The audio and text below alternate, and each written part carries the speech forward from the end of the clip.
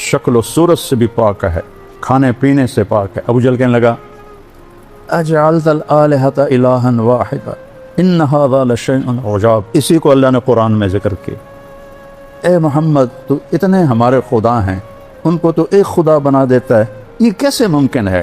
اس کو اللہ نے قرآن میں ذکر کیا، یقولون اجعلت الآلہۃ الہا واحدا ان ھذا لشیء عجاب۔ یہ تو عجیب بات ہے۔ ان اندھیروں میں ایک نور کی کرن پھوٹتی ہے، ان اندھیروں میں ایک نبوت کا سورج چمکتا ہے، وہ سب کو ان کی راہوں سے ہٹانے کے لیے دعوت دیتا ہے۔ میرے نبی کی مثال سب سے خوبصورت ہے۔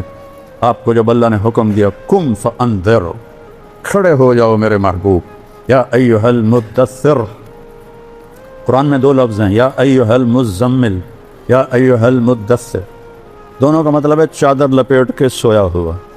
رات کو سویا ہوا ہو تو مزمل عربی میں آتا ہے، دن میں سویا ہوا ہو تو مدثر آتا ہے۔ جب تہجد کے لیے اٹھایا تو کہا یا ایھا المزمل، یا چادر میں لپٹے ہوئے رات کے وقت میں اٹھ مجھ سے باتیں کر۔ جب دعوت کے لیے اٹھایا تو آپ دن میں لیٹے ہوئے ہیں تو کہا یا ایھا المدثر، اے چادر میں لپٹے ہوئے قم، کھڑا ہو جا، فانذر، بتا لوگوں کو کہ کیا ہونے والا ہے، وربک فکبر، بتا سب سے بڑا اللہ رب ہے۔ یہ قرآن کی واحد آیت ہے، اس کو ادھر سے ادھر تک پڑھو وَرَبَّكَ فَكَبِّرْ، اس کو الٹا پڑھو تو بھی بنتا ہے وَرَبَّكَ فَكَبِّرْ۔ رائٹ سائڈ سے پڑھو رَبَّكَ فَكَبِّرْ، لیفٹ سے را سے شروع کرو تو رَبَّكَ فَكَبِّرْ۔ یہ قرآن میں ایک ہی آیت ہے جو اس میں پیغام کی عظمت کو بتاتی ہے کہ یہ اتنا بڑا پیغام ہے کہ سب سے بڑا رب اللہ ہے، اس کی کبریائی کو بیان کر، سب اس کی مخلوق ہیں، اس کے تابع ہیں، وہ زندگی کے لا یملکون لانفسہم ضرا ولا نفعا ولا موتا ولا حیاتا ولا نشورا۔ سبحان اللہ، اللہ نے ایسے قلم پھیرا کہ یہ جو مخلوق ہے، جس شکل میں، بندے کی شکل میں، جن کی شکل میں، بادشاہ کی شکل میں، کسی بڑے بزرگ کی شکل میں، کسی بڑے شہنشاہ کی شکل میں، یہ اپنے طور پر کسی کو نقصان نہیں پہنچا سکتے، نہ یہ نفع پہنچا سکتے ہیں، نہ یہ زندگی کے مالک ہیں، نہ یہ موت کے مالک ہیں، نہ یہ موت سے اٹھانے کی طاقت رکھتے ہیں، وہ صرف اللہ ہے۔ یحیی و یمیت و الیہ النشور، یہ سب تیرے اللہ کا کام ہے، مخلوق کا کام نہیں ہے۔ ما لکم من الہ غیرہ، یہ ایک بم پھٹتا ہے پورے معاشرے میں۔ اے میری قوم، ایک اللہ ہے رب پالنے والا، اس کی بندگی کرو، ان پتھروں کو چھوڑ دو تو آنکھیں پھٹتی ہیں، کان نا آشنا ہوتے ہیں۔ صدیوں سے ایک ریت چلی آ رہی ہے، یہ کون ہے جو ہم میں پیدا ہوا، ہمارے درمیان بڑا ہوا، یہ نیا بول کہاں سے لے کر آیا ہے، یہ نئی بات کہاں سے لے کر آیا ہے، یہ کیا کہہ رہا ہے؟ اجعل الآلہۃ الہا واحدا ان ھذا لشیء عجاب۔ قرآن نے کہا، کہتے ہیں اتنے خدا ہیں ہمارے، تو نے ایک ہی بنا دیا؟ 33 کروڑ دیوتا ہیں ہندو مذہب میں، اس سے زیادہ پاگل پن کوئی ہے کہ اپنے ہاتھوں سے پتھر کی مورتیاں بنا کر انہی کے آگے ایسے کھڑے ہو جانا۔ آپ نے ایک دفعہ ابو جہل، میں ابھی قرآن سے سنایا ہے، ابو جہل کی بات کو اللہ نے قرآن میں ذکر کیا۔ آپ نے کہا یا ابا جہل کلمۃ واحدۃ لو تعطونها لدانت لکم العرب والعجم، اے ابو جہل ایک بات میری مان لو تو عرب بھی تمہارے تابع ہوگا، عجم بھی تمہارے تابع ہوگا۔ تو ابو جہل سے اپنے ران پہ ہاتھ مار کر کہنے لگا وَأَبِيكَ 10 کلمات ہیں، تیرے باپ کی قسم، اگر عرب اور روم و فارس ہمارے تابع ہوتے ہیں، ایک نہیں 10 دفعہ وہ پڑھنے کو تیار ہیں۔ کیا ہے وہ بول، بتاؤ جلدی سے۔ آپ نے فرمایا قولوا لا الہ الا اللہ، کہہ دو کہ اللہ ایک ہے اور کوئی اس کے ساتھ معبود نہیں، شریک نہیں، وزیر نہیں، مشیر نہیں، کوئی اس کے حفاظتی دستے نہیں، کوئی اس کا زمان و مکان نہیں، وہ بے عیب ہے۔ من الہ غیر اللہ یاتیکم بلیل، ہے کوئی اللہ کے سوا جو رات کو لائے جس میں تم آرام کر سکو، تمہیں دکھائی نہیں دیتا؟ چونکہ دن کی بات ہو رہی ہے تو اس میں آنکھوں کا ذکر، اور جب رات کی بات تھی تو اس میں کانوں کا ذکر کیا کہ رات کو نظر نہیں آتا افلا تسمعون، دن میں نظر آتا ہے افلا تبصرون۔ تو ان اندھیروں کے دور کرنے کا ایک نظام قدرتی ہے جو اللہ تعالیٰ نے شروع سے بنا دیا ہے۔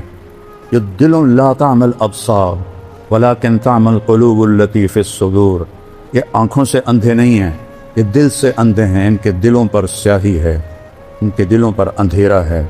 جیسے آنکھوں والا اندھا ہو جائے تو دیکھ نہیں سکتا، دل کی آنکھیں جب اندھی ہو جائیں تو اسے صحیح اور غلط کی پہچان نہیں رہتی، حق اور باطل کی پہچان نہیں رہتی، اسے جھوٹ اور سچ میں فرق نظر نہیں آتا، اسے زنا اور نکاح میں فرق نظر نہیں آتا، اسے شراب و شربت میں فرق نظر نہیں آتا، اسے ظلم اور انصاف میں فرق نظر نہیں آتا، اسے رحم اور سنگ دلی میں کوئی فرق نظر نہیں آتا، اسے سود اور پاک حلال رزق میں اسے کوئی فرق نظر نہیں آتا، اسے رشوت کے پیسے اور تنخواہ کے پیسوں میں کوئی فرق نظر نہیں آتا، اسے لوگوں کے حق مارنے میں اور حق دبانے میں اور حق دینے میں کوئی فرق نظر نہیں آتا، کیونکہ آنکھیں اندھی ہو چکی، آنکھیں اندھی۔ دلوں ان آنکھوں کو بیدار کرنے کے لیے اللہ کا ایک اور نظام ہے، وہ ہے انبیاء کا نظام، جو آ کے آواز لگاتے ہیں۔ حالات معمول پہ چل رہے ہیں، جھوٹ بھی چل رہا ہے، قتل بھی چل رہا ہے، بت پرستی بھی چل رہی ہے، اور پتھروں کے آگے سجدے ہو رہے ہیں، ابھی تک گائے کے پیشاب کیے جا رہے ہیں۔ یہ نظام چل رہا ہوتا ہے کہ ایک دم ایک آواز پورے نظام کو ہلا کے رکھ دیتی ہے، یا قوم اعبدوا اللہ۔ دنیا میں دو اندھیرے ہیں، ایک رات کا اندھیرا ہے، وآیۃ لہم اللیل نسلخ منہ النہار فاذا ہم مظلمون، میری بڑی نشانیوں میں سے ہے کہ میں دن کی کھال اتار لیتا ہوں اور اندھیرا چھا جاتا ہے۔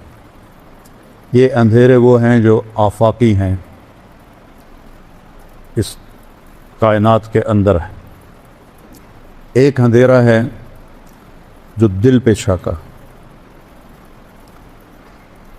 اس اندھیرے کا بھی علاج اللہ نے بتایا ہے، جو دل پہ چھا جاتا ہے اس اندھیرے کا علاج تو خود بخود کرتا ہے کہ الشمس والقمر والنجوم، سورج بھی نکالتا ہے، چاند بھی لاتا ہے، ستارے بھی لاتا ہے، دن کو بھی لاتا ہے، بطور احسان فرماتا ہے، اپنی قدرت اور طاقت بتاتا ہے۔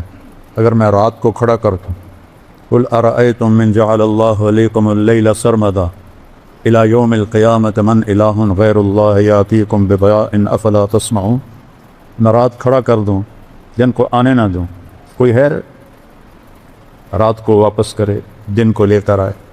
سنتے نہیں ہو، رات کو دکھائی نہیں دیتا نا، سنائی دیتا ہے۔ تو یہاں اللہ نے کہا سنتے نہیں ہو، اس اندھیرے کو روک دوں، کون روشنی لائے تھے؟ پھر اس کا عکس بتائے، قل ارأیتم ان جعل اللہ علیکم النہار سرمدا الی یوم القیامہ من الہ غیر اللہ یاتیکم بلیل تسکنون فیہ افلا تبصرون، میں اس دن کو کھڑا کر دوں اور اسے جانی نہ دوں، اسے آسمان کے کلیجے میں گاڑ کے رکھ دوں، چند دنوں میں جل بھن کے راکھ ہو جاؤ۔